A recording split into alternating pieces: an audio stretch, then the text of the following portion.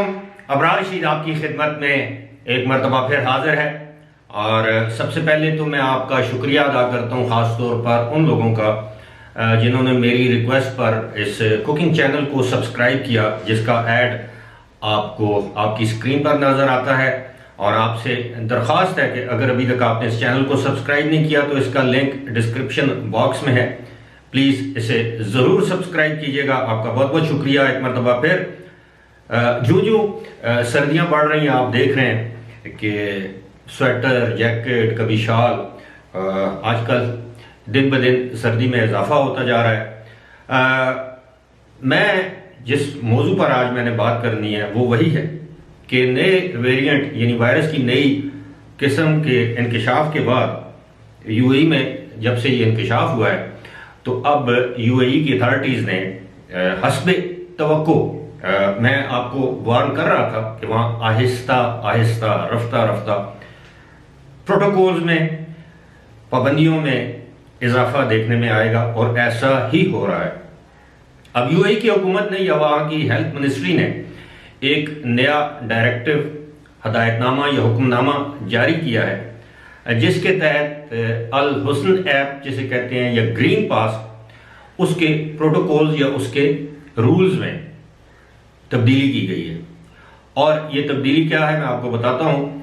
आपको मालूम है कि अल हुस्न ऐप या ग्रीन पास जो है वो, उसमें जब आप पीसीआर टेस्ट करवाते हैं, जो कि ज़रूरी था कि हर महीने के बाद आप एक पीसीआर टेस्ट करवाएंगे, चाहे आप वैक्सीनेटेड हैं या नहीं हैं। ख़ास तौर पर नॉन वैक्सीनेटेड लोगों के लिए या अनवैक्सीनेटेड लोगों के लिए ये लाजमी था।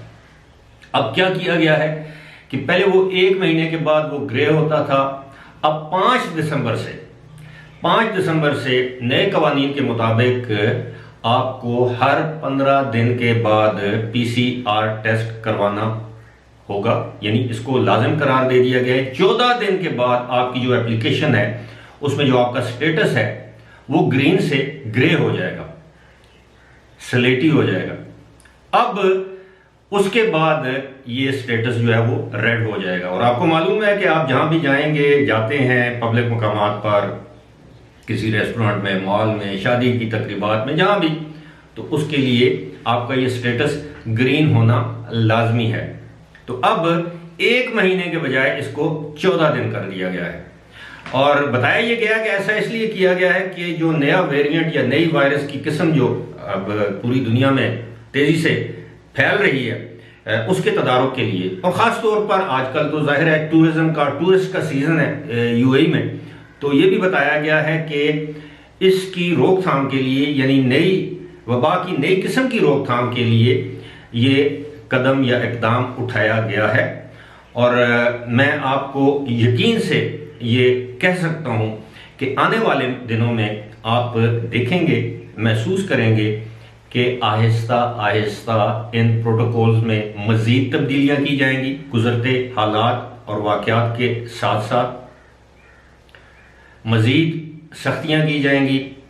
जो समाजी फासलों का अब ख्याल नहीं रखा जा रहा, आपने देखा होगा कि 2 दिसंबर को किस तरह वहाँ पर एक्सपो 2020 में लाखों की तादाद में लोग वहाँ पर गए, क्योंकि टिकट फ्री कर दिया गया था। इसी तरह ग्लोबल विलेज हो गया, या बाकी जो जश्न के मुकामात थे, वहाँ पर हज़ारों लाखों की तादाद में अफराद जमा हुए मिलाकर कुल। तो इससे एक आम फहम सी बात है, कॉमन सेंस की बात है कि केसेस में इजाफा देखने में आएगा। जिस तरह मैंने आपको गुज़श्ता रोज़ आपके नोटिस में ये बात लाई थी कि अब आहिस्ता आहिस्ता यूएई में भी केसेस की तादाद में इजाफा देखने में आ रहा है, और आने वाले दिनों में खुदा न खास्ता ये इजाफा मज़ीद बढ़ता जाएगा। और इसी तरह पहले अमवात नहीं हो रही थी, अब अमवात भी 1-2 देखने में आ रही हैं या सुनने में आ रही हैं। इसी तरह जो मुख्तलिफ ममालिक से, यूरोपीय ममालिक से लोग यहाँ पर आ चुके हैं। अब नॉर्वे में बताया जा रहा है कि नए जो वेरिएंट है, जो ओमिक्रॉन जिसे कहते हैं, उसके केसेस में बहुत ज़्यादा इजाफा हो रहा है। तो जाहिर है ऐसा तो मुमकिन नहीं कि स्कैंडिनेवियन कंट्रीज से यूएई में लोग ना आए हों, नॉर्वे से ना आए हों, नीदरलैंड से ना आए हों, साउथ अफ्रीका से ना आए हों। हाल ही में जो जिस खातून में वायरस का इंकशाफ हुआ है वो भी किसी अफ्रीकन कंट्री से यहाँ पर आई थी। तो ये सारी चीज़ें इंटरलिंक्ड हैं, आपस में इनका बड़ा गहरा ताल्लुक है। और मुझे तो खदशा, खौफ, डर इस बात का है कि खुदा न खास्ता इस वायरस का इंकशाफ अगर पाकिस्तान में हो गया तो सूरत हाल क्या होगी। क्योंकि पहले ही हुकूमत तो इस बात का बरमला एतराफ़ कर चुकी है कि पाकिस्तान में इस वायरस का इंकशाफ होना ये नागुज़ीर हो चुका है। अब कब होगा, उसके बाद हमारी क्या हिकमत अमली होगी, क्या पॉलिसी होगी, ये तो बात की बात है। लेकिन अगर पाकिस्तान में खुदा न खास्ता 10-15 केसेस सामने आ गए तो अब आप खुद सोचिए, अंदाज़ा कीजिए कि दीगर ममालिक पाकिस्तान पर सफरी पाबंदियां लगाने में एक लम्हे की देर नहीं करेंगे। जिस तरह बाकी ममालिक ट्रैवल बैन हो गया है, तकरीबन इस वक्त 26 के करीब ममालिक हैं जिन पर जो ट्रैवल बैन की जद में है, सफरी पाबंदियों, फजाई परवाजों की पाबंदियों की जद में है। तो दिन ब दिन इन ममालिक की तादाद में इजाफा हो रहा है। अब वो लोग जो कमेंट सेक्शन में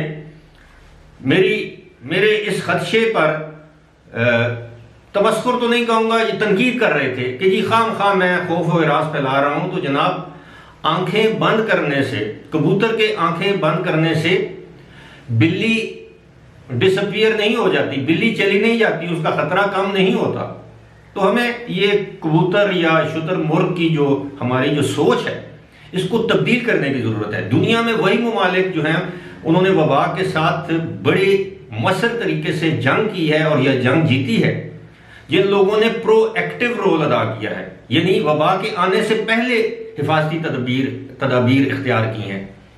बदकिस्मती हमारी ये है कि हम जब हादसा, सानिया, वाकया, आफत रूनुमा हो जाते हैं तो उसके बाद हम रोना रोते हैं, यानी सांप गुजर गया उसके बाद लकीर को पीटते हैं, हम उसका पहले से तदारुक नहीं करते कि एक हादसा हो ही ना।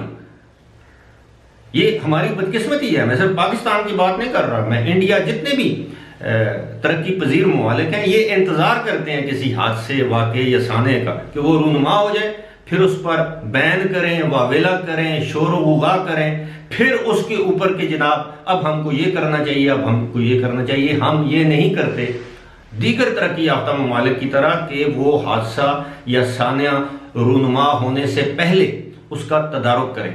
अभी तक देखें क्या हुकूमत पाकिस्तान की जानब से, सिविल एविएशन अथॉरिटी की जानब से या हमारी हवाबाजी की जानब से जो वजारत है उसकी जानब से किसी पाबंदियों का, कोई प्रोटोकॉल्स का, कोई सख्तियों का कोई ऐलान किया गया है? नहीं किया गया। पूरी दुनिया से सियाहत से पाकिस्तान आ रहे हैं, कोई नहीं पूछता एयरपोर्ट पर कि आपका पीसीआर टेस्ट हुआ है, नहीं हुआ, रिपोर्ट नेगेटिव है, पॉजिटिव है, कहाँ से आए हैं, कितने दिन वहां पर रहे हैं, कोई पूछगछ नहीं है, फ्री फॉर ऑल है, आओ। जिस तरह जैसे मामे का घर है, दुनिया में ऐसा नहीं है। और मैं आपको एक मरतबा फिर ये वार्निंग दे रहा हूं अपनी मालूमात और इतलात की बुनियाद पर कि आने वाले 2 महीनों में, जनवरी और फरवरी में, आप देखिएगा कि किस तरह एक मरतबा फिर पाकिस्तान को मजीद सफरी और फजाई पाबंदियों का सामना करना पड़ सकता है। पाकिस्तान से मुराद पाकिस्तानियों को। अल्लाह से दुआ है ऐसा वक्त ना आए, लेकिन बज़ाहिर हालात ऐसे दिखाई देते हैं कि ये वक्त आकर ही रहेगा अगर हमने एहतियात का दामन हाथ से नहीं छोड़ा। फिलहाल इसी के साथ मुझे दीजिए इजाजत। खुदा हाफिज।